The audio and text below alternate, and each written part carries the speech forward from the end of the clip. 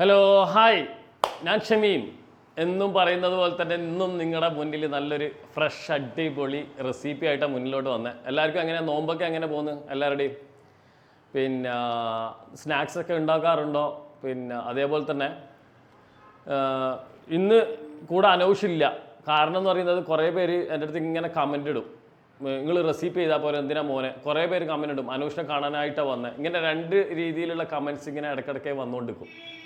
അപ്പോൾ അതുകൊണ്ട് ഇന്ന് തൽക്കാലം അനൂഷിനെ കൂടിയില്ല. അനൂഷ് സ്കൂളിലുള്ള സമയത്ത് നമ്മൾ ഈ ഷൂട്ടിങ്. ഇന്നത്തെ റെസിപ്പി എന്ന് പറയുന്നത് വളരെ സിമ്പിളാണ്, കുറച്ച് ഹെൽത്തിയസ്റ്റ് എന്ന് പറയുന്നത് അതിലുള്ള ഒരു മിക്സിങ് വരുന്നുണ്ട്. ആ മിക്സിങ് ഒരു ഡിപ്പ്, ആ ഡിപ്പ് ഇതിൽ തന്നെ ഫില്ല് ചെയ്തിട്ടാണ് വരുന്നത്. നിങ്ങൾ തമ്മിൽ കണ്ട പോലെ അതിലൊരു ഫ്ലേവർ, ഫുള്ള് നാടൻ ഫ്ലേവറാണ്. പക്ഷേ നാടൻ സാധനമാണ്. പക്ഷേ നമുക്ക് എല്ലാവർക്കും കഴിക്കാൻ പറ്റുന്ന, കോണ്ടിനെൻ്റൽ കഴിക്കുന്നവർക്കും കഴിക്കാൻ പറ്റുന്ന രീതിയിലുള്ള പ്രസൻറ്റേഷനാണ്. അപ്പോൾ ബ്രെഡ് വെച്ചിട്ടാണ്. അപ്പോൾ easy recipe, simple recipe, bite recipe. നമുക്ക് എന്നാൽ റെസിപ്പിയിലേക്ക് പോകാം അല്ലേ. അതിന് ഞാൻ എടുത്തിരിക്കുന്നത് നമ്മുടെ ചിക്കനാണ്. ചിക്കൻ ചെറിയ ചോപ്പ് ചെയ്തിട്ട് കട്ട് ചെയ്തിട്ട് ചെറിയ ചോപ്പ് ചെയ്തെടുക്കാം. ഈ റമദാൻ ആയതുകൊണ്ട് പരമാവധി നിങ്ങൾ ഈ കോഴിയൊക്കെ ഓർഡർ ചെയ്യുന്ന സമയത്ത് ബ്രസ്റ്റ് പീസ് പരമാവധി ബോൺലെസ് തന്നെ ഓർഡർ ചെയ്ത് വെക്കാൻ വേണ്ടി നോക്കാം.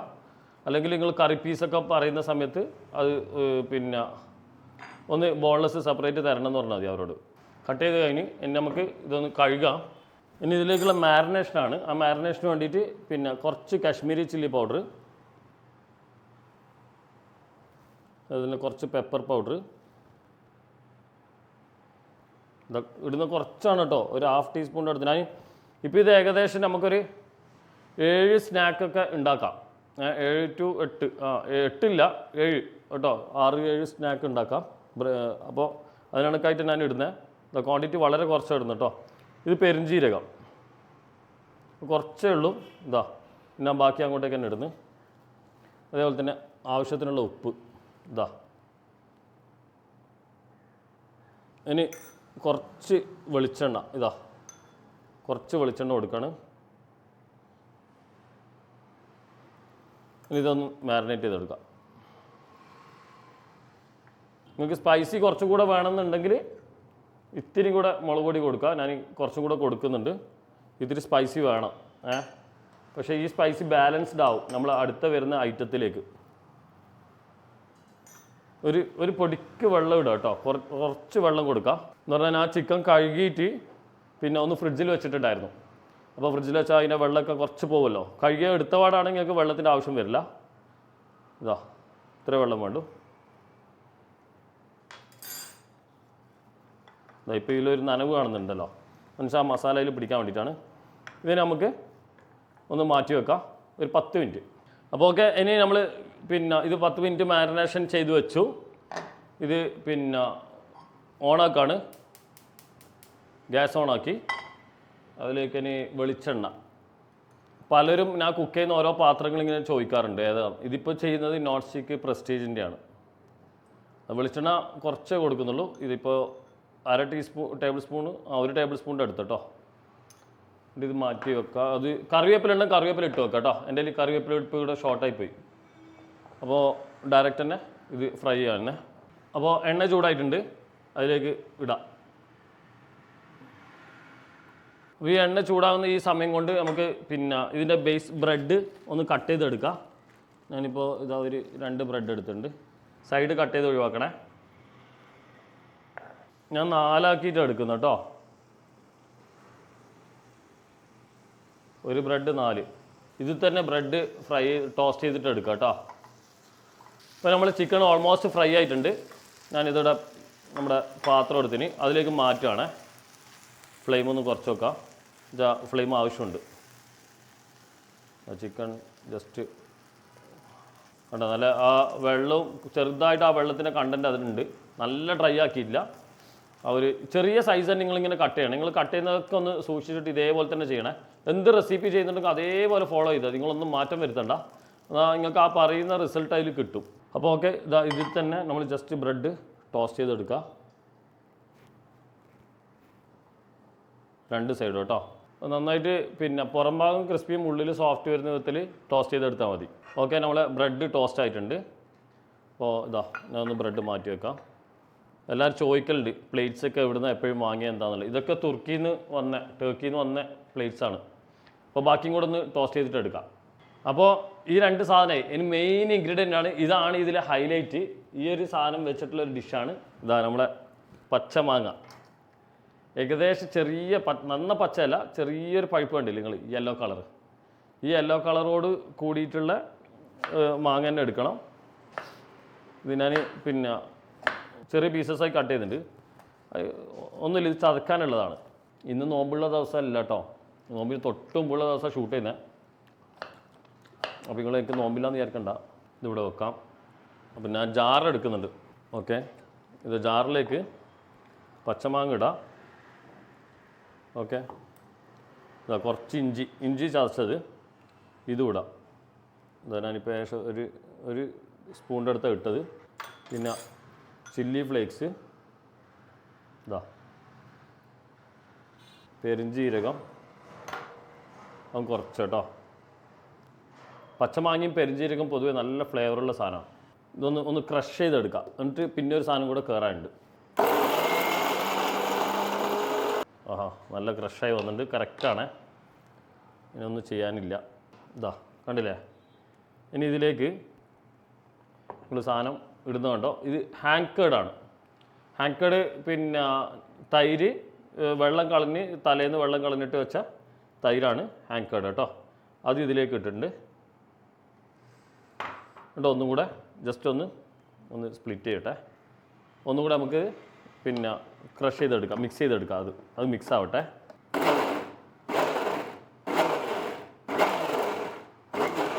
ഞാൻ പൾസ് ചെയ്യണേ. വാ, അടിപൊളി. തൈര് എന്തുകൊണ്ടോ ഉപയോഗിക്കാത്തതെന്ന് പറഞ്ഞാൽ നമ്മുടെ മാങ്ങക്ക് ചെറിയ രീതിയിലുള്ള പുളി ഉണ്ടാവും. പിന്നെ തൈരിലും പുളി, മൊത്തത്തിലൊരു പുളി വേണ്ട. ആ പുളീനെ കമ്മിയാക്കാനും പിന്നെ അതിലുള്ള വെള്ളത്തിൻ്റെ കണ്ടൻറ്റ് കുറക്കാനും കൂടിയാണ് ഹാങ്കേഡ് തന്നെ യൂസ് ചെയ്തത്. നിങ്ങൾ തൈര് യോഗേട്ട് വാങ്ങിയിട്ട് യോഗേട്ട് ഇങ്ങനെ ആക്കി എടുത്താൽ മതി കേട്ടോ. യോഗേട്ടിലും ചെറുതായിട്ട് വെള്ളത്തിൻ്റെ കണ്ടൻറ്റ് കൂടുതലാണ്. വെള്ളത്തിൻ്റെ കണ്ടൻറ്റ് കുറക്കണം, അല്ലെങ്കിൽ ഇത് വാട്ടറി ആയിട്ട് ഇതിങ്ങനെ ഒലിച്ചു പോകും. ഇതിൻ്റെ ടെക്സ്ചറിനെ നോക്കി എന്താ കളറ്, അടിപൊളി കേട്ടോ. ഇതെന്തിനൊക്കെ നമുക്ക് ഉപയോഗിക്കാം, കുറേ ഡിഷസിന് ഉപയോഗിക്കാൻ പറ്റുന്ന ടൈപ്പ് ഓഫ് ഡിപ്പാണല്ലോ. ഇനി ഇതിലേക്ക് ഇത്തിരി ഉപ്പിടണം. അതുപോലെ തന്നെ നിങ്ങൾക്ക് എരിവ് വേണമെന്നുണ്ടെങ്കിൽ പച്ചമുളക് ഇതിലേക്ക് ആഡ് ചെയ്യണം കേട്ടോ. ഞാനിപ്പോൾ ഇതിലെ എരിവുണ്ടല്ലോ, അതിനെ ബാലൻസ് ചെയ്യേണ്ടതുകൊണ്ട് പച്ചമുളക് ഇട്ടിട്ടില്ല. കുറച്ച് ഉപ്പ് കൊടുക്കുക, എന്നിട്ട് ഒന്നും കൂടെ മിക്സ് ചെയ്തെടുക്കാം. എന്നുവെച്ചാൽ നോമ്പിനൊക്കെ പൊതുവേ നമ്മുടെ സ്നാക്സുകൾ പൊതുവേ നമ്മൾ എത്ര ഉണ്ടാക്കിയാലും നമുക്കത് ചൂടോടെ കഴിക്കാൻ കഴിയാറില്ല. ഒരു കോൾഡ് സ്നാക്സ് പോലെയൊക്കെ ഉണ്ടാകുക വെച്ചാൽ. അപ്പോൾ അതേ കാറ്റഗറിയിൽ പെടുന്നതാണ് ഇതും. ഇത് നമ്മൾ ഉണ്ടാക്കി വെച്ച് കഴിഞ്ഞാൽ പിന്നെ ഒന്ന് അസംബിൾ ചെയ്ത് നോമ്പുറിക്കേണ്ട സമയമാകുമ്പോൾ ഒന്ന് ജസ്റ്റ് അസംബിൾ ചെയ്തിട്ട് കൊടുക്കാനേ ഉള്ളൂ. അന്ന് ആ സമയത്ത് പിന്നെ നേരത്തെ അസംബിൾ ചെയ്ത് വെക്കേണ്ടതില്ല. നമ്മൾ എപ്പോഴാണോ കഴിക്കുന്നത് ആ നേരത്തെ ഇത് അസംബിൾ ചെയ്താൽ മതി. ഇത് ഞാനിത് എടുക്കുകയാണ്, ബ്രെഡ് എടുക്കുകയാണ്. ഞാൻ പ്ലേറ്റ് ചെയ്യേണ്ട പ്ലേറ്റ് എടുക്കട്ടെ. യെസ്, ഇതാ ഇങ്ങനെ ഒന്ന് നന്നായിട്ട് ഉണ്ടായിക്കോട്ടെ. എന്ന് പറഞ്ഞാൽ നമ്മുടെ ഇതാ കണ്ടില്ലേ, ഈ രീതിയിൽ വെക്കാം.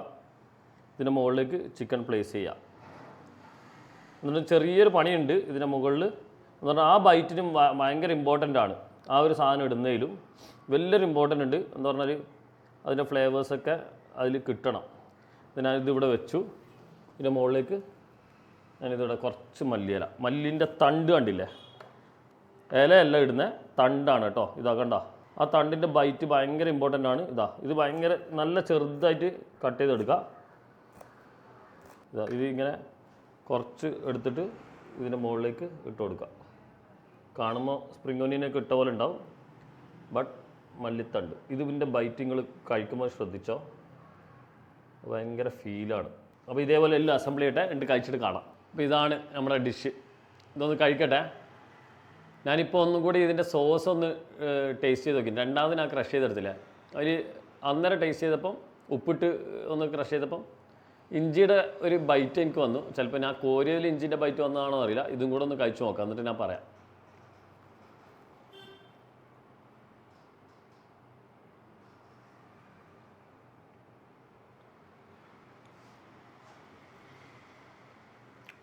എനിക്ക് ഞാൻ പറഞ്ഞില്ല മുകളിലത്തെ കൊറിയാൻഡറിൻ്റെ അത് ഹൈലൈറ്റ് തന്നെയാണ്.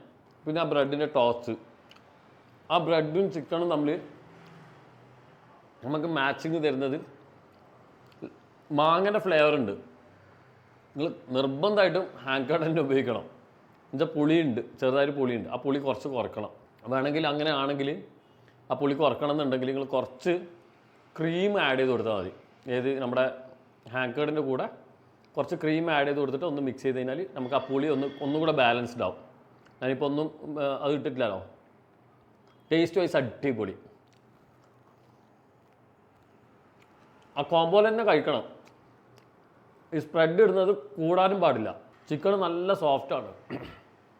സോഫ്റ്റ് എന്ന് പറയുന്നത് നമുക്ക് ബൈറ്റ് ചെയ്യുമ്പോൾ ചിക്കനാണെന്ന് മനസ്സിലാവില്ല, ബ്രെഡ് മനസ്സിലാവുന്നുണ്ട്. പിന്നെ സോസും പിന്നെ ചിക്കൻ്റെ ഒരു ചുയ്യ വരുന്നത്, അതാണ് ഇതിലെ ഹൈലൈറ്റ്. അടിപൊളി. കഴിക്കട്ടെ. അപ്പോൾ ഞാൻ എന്തായാലും എല്ലാവരോടും ടാറ്റാ ബൈ പറയാം. നമുക്ക് വീണ്ടും കാണാം അടുത്ത റെസിപ്പി ആയിട്ട്.